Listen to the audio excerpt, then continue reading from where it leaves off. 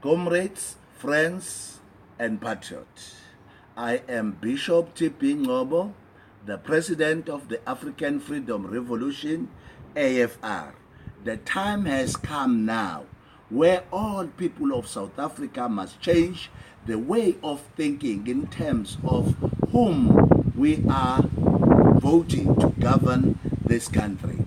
We need to ask ourselves whether we still want corruption in this country, crime, gender inequality, high unemployment.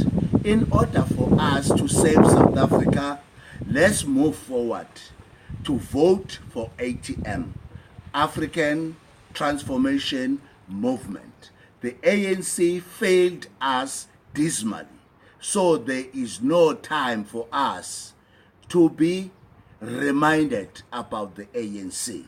Vote for ATM. ATM is your home, is your change, and if you vote for ATM, you will be benefiting in all resources of South Africa.